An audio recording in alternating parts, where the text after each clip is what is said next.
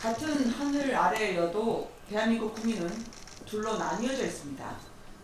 이 정권의 품 안에서 보호받는 국민이 있고 외면받는 국민이 있습니다. 34살의 아들 고 민평기 상사를 나라에 바친 윤청자 여사는 이 대통령에게 북한의 사과를 요구해달라 호소했지만 북한이 사과하란다고 사과하겠냐, 되레 면박만 당했습니다. 그런데 민간이 보낸 무인기를 이유로 뜬금없이 국군 통수권자인 이 대통령은 어제 북한의 사과를 갖다 바쳤습니다. 천안함에서 쓰러진 꽃다운 청년들, 북한에 소외된 공무원이 차가운 바다에서 북한의 사과 한마디 없이 잊혀지고 있을 때 대통령은 가해자의 심기를 살폈습니다. 김정은에게 칭찬받으셨더군요.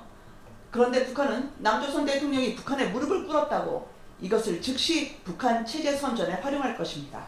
만족하십니까? 북한은 대북 송금의 실체를 알고 있을 겁니다.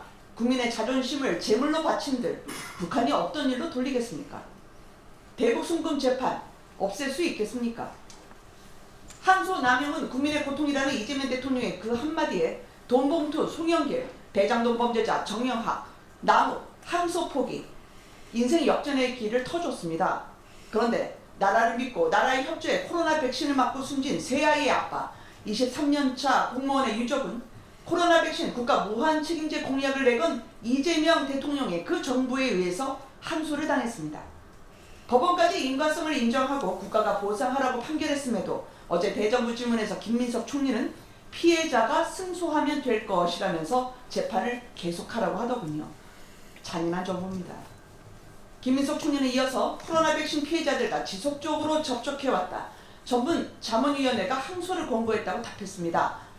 참다 못한 코로나 피해자 단체가 어젯밤에 반박문을 내놨습니다.